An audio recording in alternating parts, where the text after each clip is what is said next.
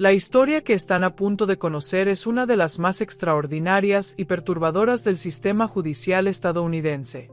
Es el relato verídico de un hombre que contenía dentro de sí a 24 personas diferentes, cada una con su propia voz, edad, habilidades y recuerdos.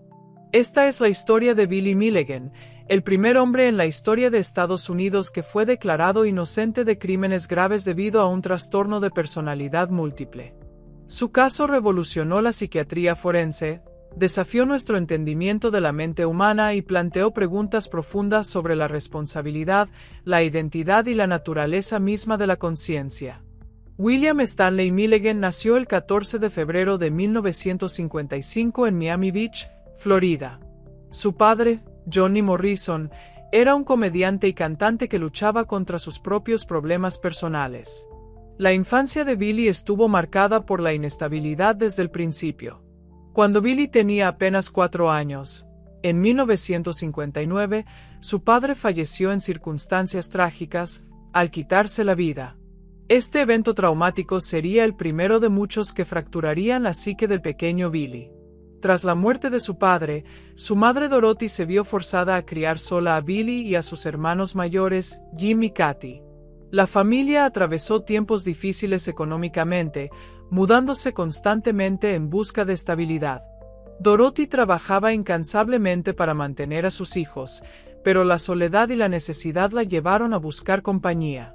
En 1963, cuando Billy tenía 8 años, Dorothy conoció a Chalmer Milligan, un hombre que parecía ofrecer la estabilidad que la familia necesitaba.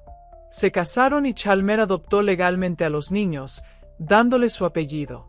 Sin embargo, detrás de la fachada de normalidad se escondía una pesadilla que nadie podría haber imaginado. Chalmer Milligan era un hombre violento, alcohólico y profundamente perturbado. Lo que comenzó como disciplina estricta pronto se convirtió en tortura sistemática. Chalmer sometió a Billy a terribles abusos físicos, psicológicos y de otra naturaleza que la mente del niño no podía procesar ni soportar.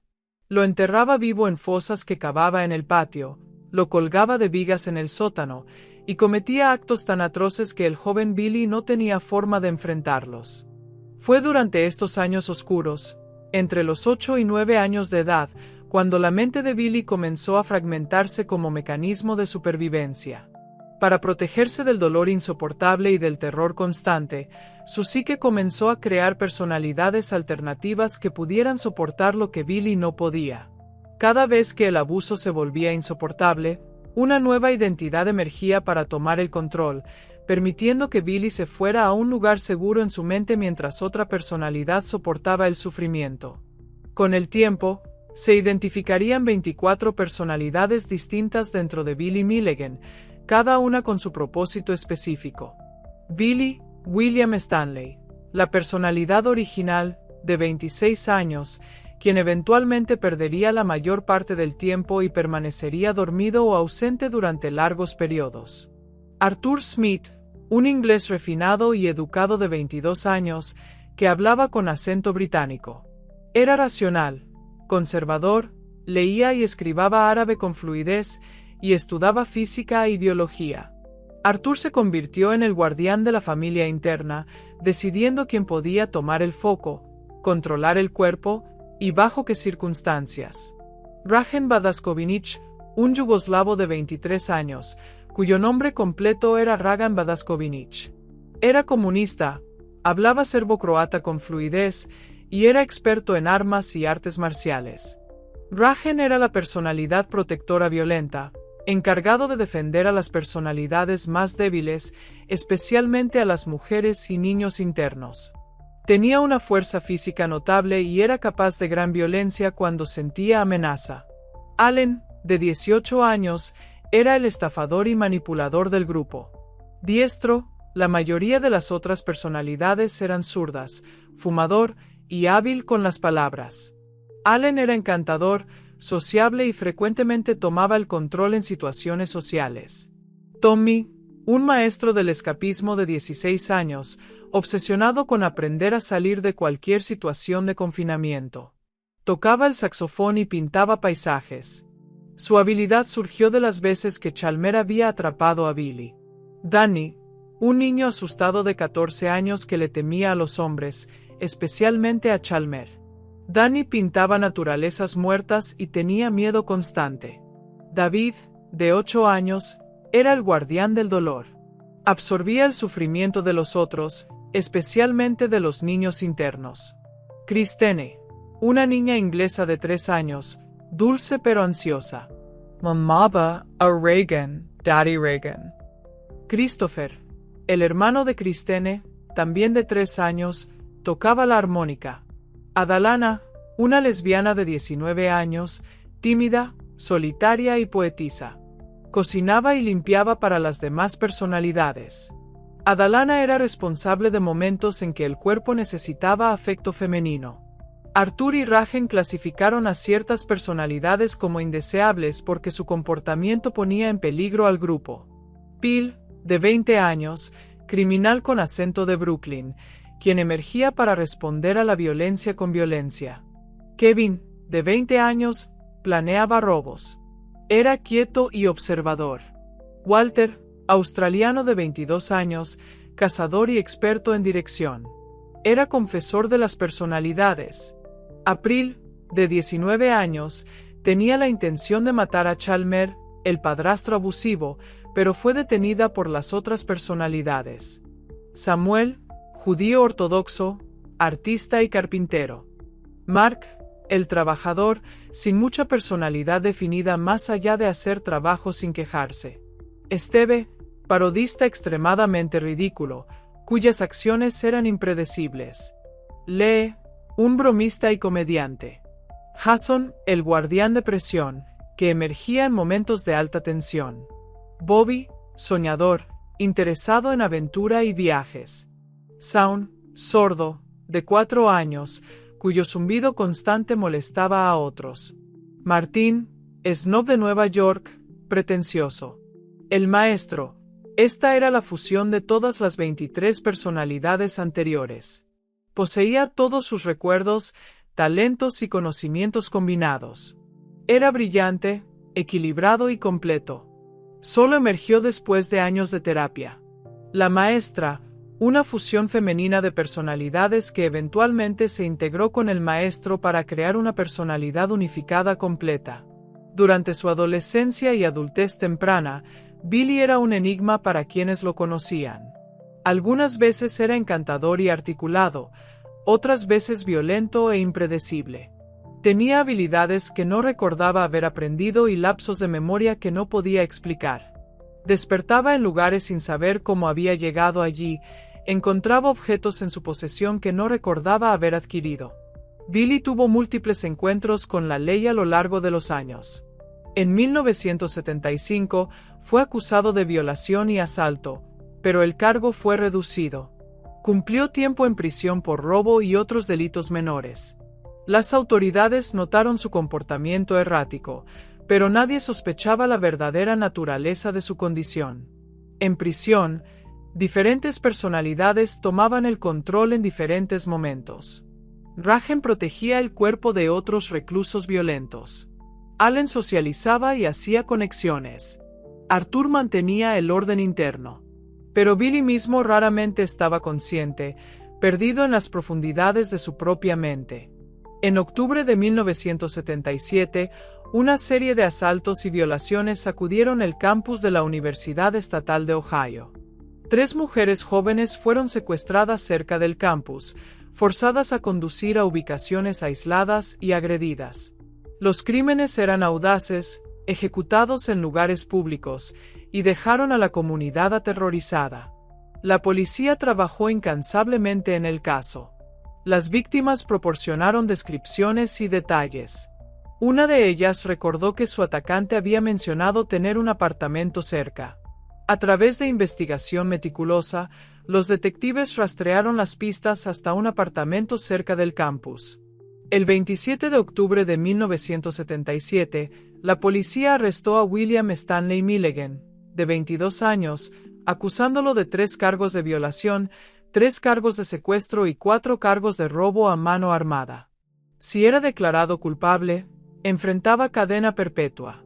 Inicialmente, Billy parecía un criminal más. pero su comportamiento durante las entrevistas e interrogatorios desconcertaba a todos. Su voz cambiaba. Su manera de hablar fluctuaba de un acento americano a uno británico, luego a uno eslavo. A veces era cooperativo, otras veces hostil. A veces parecía no recordar nada, otras veces recordaba detalles íntimos de los crímenes. Su abogado defensor, Gary Weikart, comenzó a sospechar que algo muy inusual estaba ocurriendo. Contrató a la psicóloga Dorothy Turner para evaluar a su cliente. Lo que ella descubrió fue absolutamente extraordinario. Durante las sesiones, Dorothy fue testigo de transformaciones completas.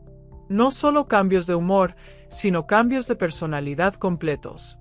Billy se convertía en Artur, el inglés educado. Luego en Rajen, el yugoslavo violento que hablaba en un idioma completamente diferente. Luego en Adalana, que hablaba con voz femenina y maneras delicadas. Dorothy contactó al Dr. Cornelia Wilber, la psiquiatra que había tratado a Sybil Shirley Ardell Mason, el caso más famoso de personalidad múltiple de la época. El Dr. Wilber recomendó a su colega, el Dr. George Harding Jr., quien junto con otros especialistas comenzó un estudio intensivo de Billy Milligan. Lo que siguió fue un caso legal sin precedentes. Los psiquiatras testificaron que Billy Milligan sufría de trastorno de personalidad múltiple genuino, una condición entonces extremadamente rara y controvertida. Explicaron que las violaciones no habían sido cometidas por Billy, sino por Adalana, la personalidad femenina que anhelaba afecto y conexión pero que no comprendía las consecuencias de sus acciones en el cuerpo masculino que habitaba. Los expertos testificaron que Billy mismo no tenía conocimiento de los crímenes. La personalidad Billy había estado dormida durante los eventos. Otras personalidades, especialmente Artur y Rajen, tampoco habían estado presentes. Adalana había violado las reglas internas del sistema de personalidades, tomando el control sin permiso. Los fiscales argumentaron que todo era una actuación elaborada, una manera ingeniosa de evitar la responsabilidad. ¿Cómo podía alguien realmente ser 24 personas diferentes? ¿No era más simple creer que Milligan era simplemente un criminal inteligente? Pero la evidencia era abrumadora. Los especialistas realizaron pruebas extensivas. Pruebas fisiológicas. Diferentes personalidades mostraban diferentes respuestas fisiológicas. Algunas eran zurdas, otras diestras. Las mediciones de ondas cerebrales mostraban patrones distintos. Pruebas de habilidades. Tommy podía salir de esposas y restricciones con facilidad asombrosa. Danny podía pintar. Rajen podía escribir y hablar serbo-croata fluidamente. Artur leía y escribía árabe. Estas no eran habilidades que alguien pudiera falsificar fácilmente. Pruebas de memoria. Cuando cada personalidad era entrevistada, solo recordaba lo que había experimentado directamente. No podían acceder a los recuerdos de otras personalidades a menos que Artur les diera permiso. Consistencia a lo largo del tiempo.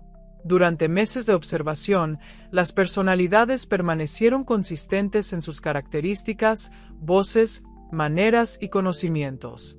El 4 de diciembre de 1978, en una decisión que sacudió al sistema legal estadounidense, el juez Heise Flowers declaró a William Stanley Milligan inocente por razón de locura. Era la primera vez en la historia de Estados Unidos que el trastorno de personalidad múltiple era aceptado como defensa válida en un caso criminal. En lugar de prisión, Billy fue enviado al Hospital Estatal de Athens, una institución psiquiátrica, para recibir tratamiento. El objetivo era lograr la fusión o integración de todas las personalidades en una sola personalidad unificada y funcional. El tratamiento fue largo, complejo y frecuentemente frustrante. Los terapeutas trabajaron para mapear el sistema interno, comprender cómo interactuaban las 24 personalidades, quién tenía autoridad, quién surgía en qué circunstancias, establecer comunicación, enseñar a las personalidades a comunicarse entre sí a través de un apartamento mental donde podían reunirse y hablar, procesar el trauma. Cada personalidad había sido creada para lidiar con aspectos específicos del abuso de Billy. Solo procesando ese trauma original podían comenzar a integrarse. Fomentar la cooperación. Convencer a personalidades como Ragen, que desconfiaba profundamente de la autoridad, de que era seguro trabajar con los terapeutas. Durante el tratamiento, Billy enfrentó numerosos desafíos. El personal del hospital, no familiarizado con su condición única, frecuentemente lo maltrataba o no creía en su diagnóstico. Hubo incidentes donde fue medicado excesivamente, aislado impropiamente, o tratado con crueldad por empleados escépticos. En diferentes momentos, diferentes personalidades dominaban. Hubo periodos donde Billy mismo emergió brevemente, confundido y aterrorizado por años perdidos que no podía recordar. Hubo veces cuando Ragen tomaba el control y reaccionaba violentamente contra lo que percibía como amenazas.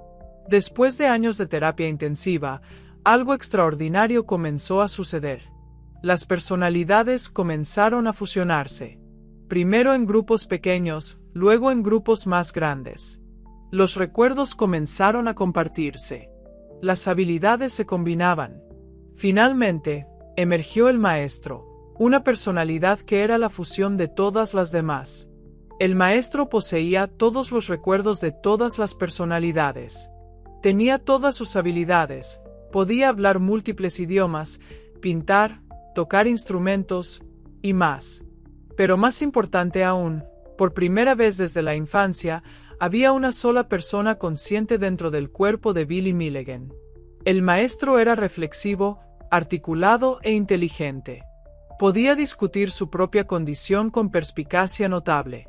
Comprendía por qué cada personalidad había sido creada y qué propósito había servido. Podía hablar sobre el abuso de su infancia sin disociarse, aunque era increíblemente doloroso. Sin embargo, la fusión era frágil. El estrés podía causar que el maestro se desintegrara de nuevo en las personalidades separadas. Mantener la integración requería trabajo constante y apoyo continuo. En 1988, después de una década en instituciones psiquiátricas, Billy Milligan fue finalmente liberado. La decisión fue controvertida. Muchos sentían que había salido libre de crímenes graves. Otros argumentaban que había pasado más tiempo institucionalizado que muchos convictos por crímenes similares. Su vida después de la liberación fue complicada. El estigma de su pasado lo perseguía. Encontrar empleo era casi imposible. ¿Quién contrataría al infame Billy Milligan? Mantener relaciones era difícil. Aunque el maestro permanecía integrado la mayor parte del tiempo, había momentos de estrés donde antiguas personalidades amenazaban con emerger nuevamente. Billy intentó vivir tranquilamente, lejos del ojo público. Se mudó a California por un tiempo, donde hizo algunos trabajos en la industria del cine, ayudando con aspectos técnicos de producción donde sus diversas habilidades eran útiles. Pintaba ocasionalmente, creando obras que reflejaban la fragmentación y eventual unificación de su psique. Hubo controversias continuas. En 1996, fue acusado de amenazar a personas en el área de Columbus, Ohio. Algunos argumentaban que nunca había estado realmente curado, que el maestro era solo otra personalidad, no una verdadera integración. En 1981, el periodista y escritor Daniel Keyes, conocido por su obra Flores para Algernon, publicó Las mentes de Billy Milligan, The Minds of Billy Milligan. El libro era una investigación exhaustiva del caso, basada en cientos de horas de entrevistas con Billy, sus personalidades, sus terapeutas, su familia y otros involucrados. El libro se convirtió en un bestseller internacional, traducido a múltiples idiomas. Presentaba no solo los hechos del caso, sino también retratos íntimos de cada personalidad. Los lectores conocían a Arthur, Ragen, a Dallana, Tommy y los demás como individuos con sus propias esperanzas, miedos y perspectivas. Keyes escribió una secuela, El Milligan Wars, Las guerras de Milligan, que documentaba los años de Billy en instituciones psiquiátricas y su lucha por la integración. Estos libros transformaron la percepción pública del trastorno de personalidad múltiple, ahora conocido como trastorno de identidad disociativo o TID. Humanizaron una condición que antes parecía imposible o ficticia. Generaron debates sobre trauma infantil, salud mental, responsabilidad criminal y la naturaleza de la identidad. El caso Billy Milligan tuvo ramificaciones profundas. Aumentó dramáticamente el interés en el TID, llevando a más investigación, mejores criterios diagnósticos y tratamientos más efectivos. Destacó la conexión entre trauma infantil severo y disociación. Demostró que el TID era una condición real y medible, no simplemente teatro o invención. Estableció precedente para la defensa por TID en casos criminales. Planteó preguntas profundas sobre responsabilidad criminal cuando múltiples personalidades están involucradas. Generó debate sobre si es justo castigar a una personalidad por acciones de otra. Aumentó la conciencia sobre el abuso infantil y sus consecuencias a largo plazo. Desafió las nociones tradicionales de lo que significa ser una persona. Inspiró incontables trabajos de ficción y no ficción explorando identidad y conciencia.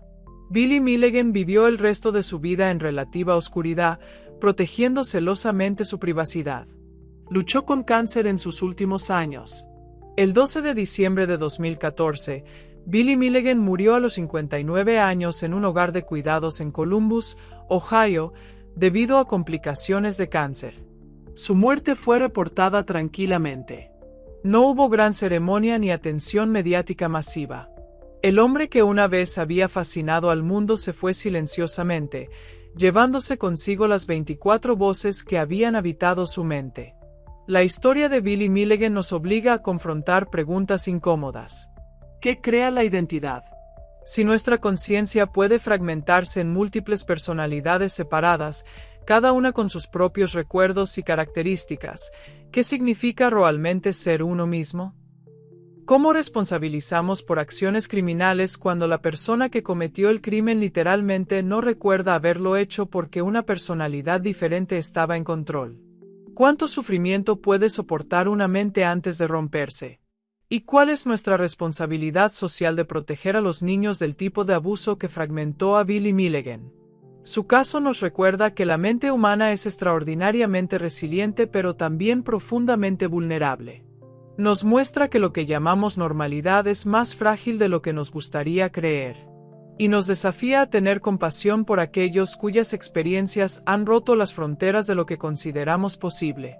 Billy Milligan fue víctima y victimario, paciente y prisionero, un hombre y 24 personas.